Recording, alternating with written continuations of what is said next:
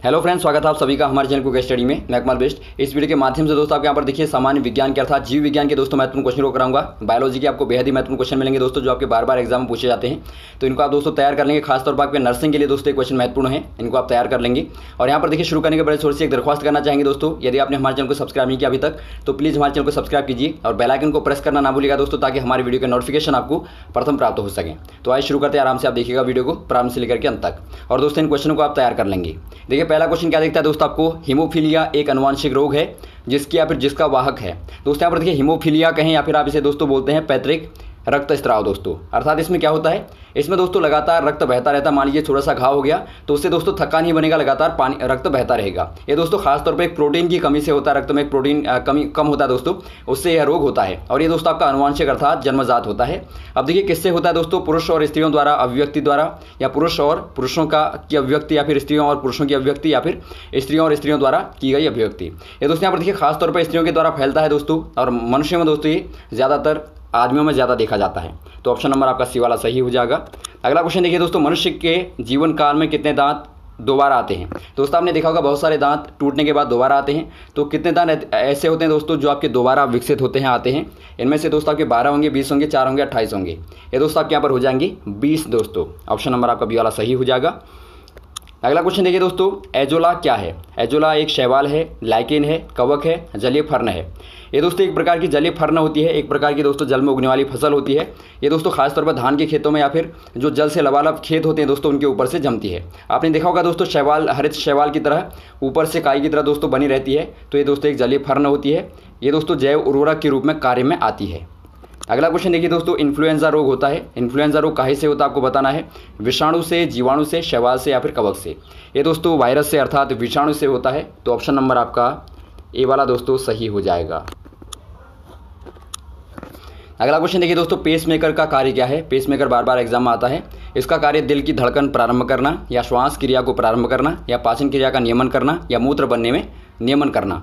ये दोस्तों यहाँ पर देखिए मुख्य रूप से दिल की धड़कन को प्रारंभ करता है दोस्तों, या फिर आप कह सकते हैं दोस्तों दिल की धड़कन को नियंत्रित करता है, क्योंकि इसका कार्य होता है दोस्तों दिल की धड़कन को नियंत्रित करना। ये दोस्तों एक प्रकार का कृत्रिम यंत्र होता है दोस्तों, जो आपका हृदय में ऑपरेशन के द्वारा लगाया जाता है। तो आपको याद रखना है कि अगला क्वेश्चन देखिए दोस्तों, निम्न में से कौन सा स्वपोषी होता है। स्वपोषी मतलब दोस्तों जो अपना भोजन खुद बनाता है उसे आप स्वपोषी कहते हैं। तो ये कवक होगा, प्रोटोजोआ होगा, विषाणु होगा, शैवाल होगा। ये दोस्तों आपका शैवाल हो जाएगा। आपको पता होगा शैवाल दोस्तों काई की तरह आपके जो जमे रहते हैं, उनमें दोस्तों हरित लवक होता है और प्रकाश की उपस्थिति में अपना भोजन स्वयं बना लेते हैं। अगला क्वेश्चन देखिए दोस्तों, मूलांकुर में के अतिरिक्त पौधे के किसी भी भाग से विकसित होने वाली जड़ों को क्या कहते हैं। मूलांकुर के अलावा दोस्तों आपकी जो जड़ें विकसित होती हैं उनको आप क्या बोलते हैं, आपको बताना है। अवस्तंभ मूल बोलते हैं, या फिर आप अपस्थानिक मूल बोलते हैं, या तंतुमय मूल बोलते हैं, या फिर इनमें से कोई नहीं। ये दोस्तों आप बोलते हैं अपस्थानिक मूल दोस्तों। ऑप्शन नंबर आपका बी वाला सही हो जाएगा, अपस्थानिक मूल। अगला क्वेश्चन देखिए दोस्तों, एग्रोएस्ट्रोलॉजी में किसका अध्ययन होता है। एग्रोएस्ट्रोलॉजी में दोस्तों फसलों का, या तेल का, या तेल के बीजों का, या फलों का, या फिर घासों का। इसमें दोस्तों घासों का अध्ययन होता है, घासों की दोस्तों स्टडी होती है। अगला क्वेश्चन देखिए दोस्तों, पेंगुइन चिड़िया कहाँ पाई जाती है। पेंगुइन दोस्तों आपको पता होगा जो आपकी उड़ नहीं सकती दोस्तों, चलने वाली होती है। आपने देखा होगा ये ठंडे इलाकों में होती है। तो ये अंटार्कटिका में होती है, उत्तरी अमेरिका में होती है, दक्षिणी अमेरिका में, या फिर अफ्रीका में। ये दोस्तों अंटार्कटिका में होती है। ये आपका खास तौर पर दक्षिणी गोलार्ध में दोस्तों पाए जाते हैं, और बहुत ज़्यादा ठंडा जहाँ पर होता है वहाँ पर पाए जाते हैं। तो ये अंटार्कटिका आपका सही हो जाएगा। अगला क्वेश्चन देखिए दोस्तों, खसरा निम्नलिखित संक्रमण के कारण होता है। खसरा दोस्तों किसके कारण होता है, विषाणु के, शैवाल के, या माइकोप्लाज्मा, या जीवाणु। ये दोस्तों आपका विषाणु के कारण होता है। ऑप्शन नंबर आपका ए वाला दोस्तों वायरस हो जाएगा। और खसरा दोस्तों खासतौर पर आपको पता होगा ये खांसी से फैलने वाला रोग होता है दोस्तों, जो वायु के द्वारा फैलता है, और ये दोस्तों बच्चों में खासतौर पर होता है, और इसको दोस्तों टीके के द्वारा नियंत्रित किया जा सकता है। अगला क्वेश्चन देखिए दोस्तों, सबसे पहले जीवाणु का शुद्ध संवर्धन प्राप्त किसने किया। शुद्ध संवर्धन कहें या फिर दोस्तों आप कृत्रिम संवर्धन कहें, अर्थात आर्टिफिशियल कल्चर दोस्तों किसने तैयार किया जीवाणु का, बैक्टीरिया का सबसे पहले रॉबर्ट कोच ने, या ल्यूवेन हॉक ने, या लुई पास्चर ने, या फिर एडवर्ड जेनर ने। ये दोस्तों यहाँ पर देखिए रॉबर्ट कोच ने किया तैयार। ऑप्शन नंबर आपका ए वाला सही हो जाएगा। इन्होंने सर्वप्रथम बताया था दोस्तों आपके जो चौपाई होते हैं अर्थात जो जानवर होते हैं उनमें एंथ्रेक्स नामक जो बीमारी होती है, और तपेदिक और हैजा नामक जो दोस्तों मानव में बीमारी होती हैं, उनमें दोस्तों जीवाणु ही कॉज होता है, उनमें जीवाणु के कारण ही दोस्तों रोग होते हैं। तो रॉबर्ट कोच हो जाएंगे। अगला क्वेश्चन देखिए दोस्तों, निम्नलिखित में से कौन सा तत्व पौधे के विकसित के लिए आवश्यक नहीं होता है। दोस्तों यहाँ पर देखिए पौधे के विकास के लिए इनमें से कौन सा वाला आवश्यक नहीं है, अर्थात दोस्तों कौन इररिस्पॉन्सिबल है ग्रोथ के लिए दोस्तों पौधे की, प्लांट की। कैल्शियम होगा, मैग्नीशियम होगा, पोटेशियम होगा, सोडियम होगा। इनमें दोस्तों आपका सोडियम इररिस्पॉन्सिबल हो जाएगा, आवश्यक नहीं है, तो ऑप्शन नंबर आपका डी वाला सही हो जाएगा। अगला क्वेश्चन देखिए दोस्तों, डॉल्फिन किस वर्ग में आता है? डॉल्फिन दोस्तों जो मछली में, जो पानी में रहने वाला एक जंतु है दोस्तों, ये कौन से वाले वर्ग में आता है आपको बताना है, मत्स्य में या एम्फीबिया में या स्तनधारी में या पक्षी में। ये दोस्तों यहाँ पर देखिए स्तनधारी में आता है, ऑप्शन नंबर आपका सी वाला सही हो जाएगा। इसमें कन्फ्यूजन होता है लोगों को, ये आपका दोस्तों स्तनधारी है, ऑप्शन नंबर आपका सी वाला सही हो जाएगा, मैमल हो जाएगा। अगला क्वेश्चन देखिए दोस्तों, डेंड्रोलॉजी में किसका अध्ययन होता है? फिर आप कहें डेंड्रोलॉजी का संबंध किससे है? पुष्पों से, पुष्पों के अध्ययन से, या पौधों के अध्ययन से, या झाड़ियों के अध्ययन से, या वृक्षों के अध्ययन से। इसमें दोस्तों खास तौर पर झाड़ियों का अध्ययन किया जाता है, तो ऑप्शन नंबर आपका सी वाला सही हो जाएगा। डेंड्रोलॉजी मतलब दोस्तों आपका झाड़ियों का अध्ययन। अगला क्वेश्चन देखिए दोस्तों, वयस्क मानव में के ढांचे में दोस्तों कितनी हड्डियाँ होती हैं? ये आपकी 156 होंगी, या 6 होंगी, या 200 होंगी, या फिर आपकी 206 होंगी। ये दोस्तों आपकी 206 होती हैं दोस्तों, अर्थात 206 होती हैं। ऑप्शन नंबर आपका डी वाला सही हो जाएगा दोस्तों। एक वयस्क मानव में 206 बोन्स होती हैं। अगला क्वेश्चन देखिए दोस्तों, सबसे बड़ा उड़ने में असमर्थ पक्षी जो सबसे तेज़ गति से दौड़ सकता है दोस्तों कौन सा है?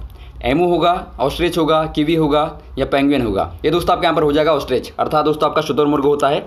शुतुरमुर्ग आपको पता होगा दोस्तों बहुत ही ऊंचा होता है, लगभग 2 मीटर तक दोस्तों इसके पंख फैले रहते हैं, और ये दोस्तों उड़ नहीं सकता है लेकिन दौड़ सकता है दोस्तों, बहुत ज़्यादा दौड़ता है, तो ऑप्शन नंबर आपका बी वाला सही हो जाएगा। अगला क्वेश्चन देखिए दोस्तों, सभी जीव अपने प्रारंभिक अवस्था में एक कोशिकीय होते हैं, निम्नलिखित में से कौन सी ऐसी कोशिका है? दोस्तों यहाँ पर देखिए जो भी जीव होते हैं आपकी प्रारंभिक अवस्था में दोस्तों एक ही कोशिका के होते हैं और बाद में धीरे धीरे बनते हैं। तो ये शुक्राणु होगा प्रारंभिक वाला दोस्तों, या फिर शुक्राणु कोशिका होगा, या युग्मनज होगा, या अंडाणु होगा। ये दोस्तों यहाँ पर देखिए आपका युग्मनज होता है, ऑप्शन नंबर आपका सी वाला सही हो जाएगा।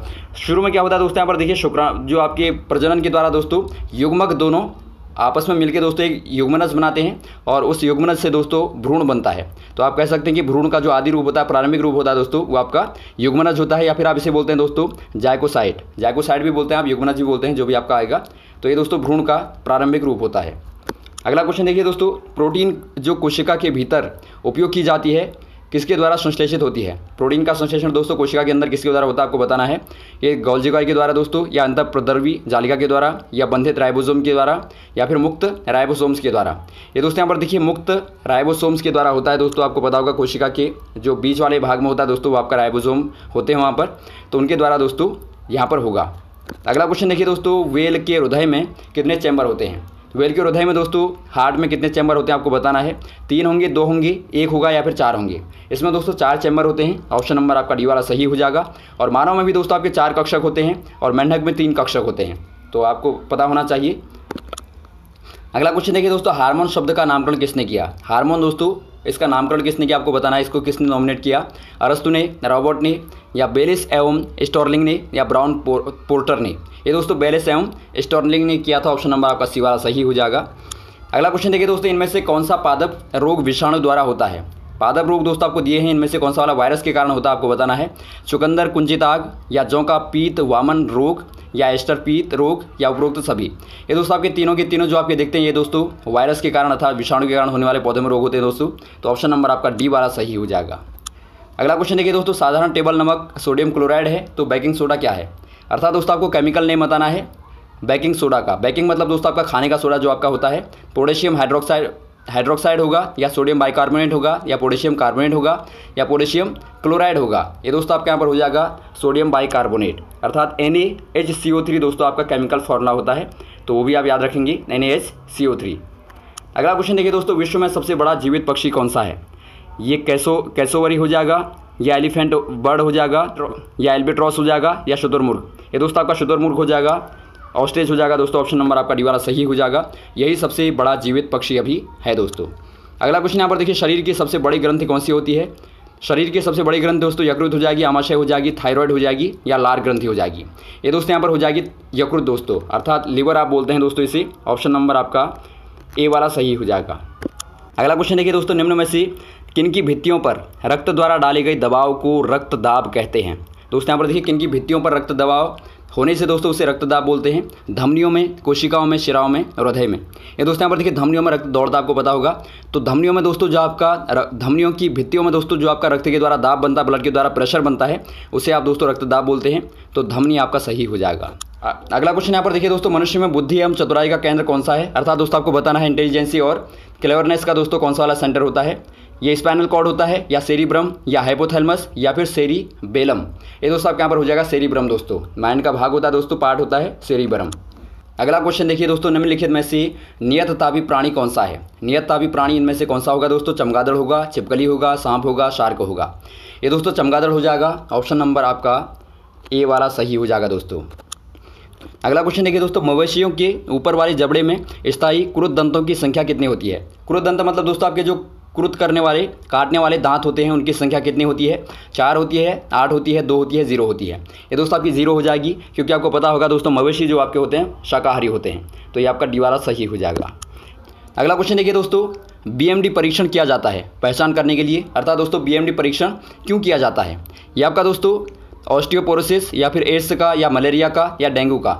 दोस्तों पहले आपको यहाँ पर देखिए बीएमडी का फुल फॉर्म पता होना चाहिए। ये आपका होता है दोस्तों बोन्ज मिनरल डेंसिटी, अर्थात दोस्तों हड्डियों की एक तरह से गुणवत्ता को देखने के लिए दोस्तों इसका परीक्षण किया जाता है। तो ये दोस्तों आपका खास तौर पे ऑस्टियोपोरोसिस में किया जाता है। इसमें होता क्या दोस्तों, इसमें आपकी हड्डियों में जो कैल्शियम होता है उसकी मात्रा कम हो जाती है, अर्थात धीरे धीरे दोस्तों हड्डियाँ डीके होने लगती हैं, तो खोखली होने लगती है दोस्तों। उनकी गुणवत्ता को देखने के लिए, उनकी डेंसिटी को देखने के लिए दोस्तों इसका परीक्षण किया जाता है।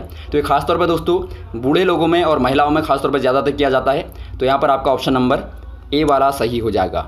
अगला क्वेश्चन देखिए दोस्तों, निम्नलिखित में से किसमें एंजाइम्स नहीं होते हैं? एंजाइम्स दोस्तों किसमें नहीं होते आपको बताना है। शैवाल में, लाइकेन में, जीवाणु में या विषाणु में? विषाणु में दोस्तों एंजाइम नहीं होते। ऑप्शन नंबर आपका डी वाला सही हो जाएगा, वायरस में नहीं होते। तो ये रहे दोस्तों आपके महत्वपूर्ण क्वेश्चन जो आपने यहाँ पर देखे। उम्मीद आपको अच्छे लगे होंगे। और दोस्तों यदि आपको अच्छे लगे हो तो आप जरूर चैनल को दोस्तों सब्सक्राइब करें और वीडियो को लाइक शेयर करना ना भूलें दोस्तों, ताकि सभी लोगों को पहुंचे। और भी इस प्रकार के क्वेश्चन को आपको लगातार बताते रहेंगे, हमारे साथ बने रहेगा। Okay, thanks. जय हिंद, जय भारत।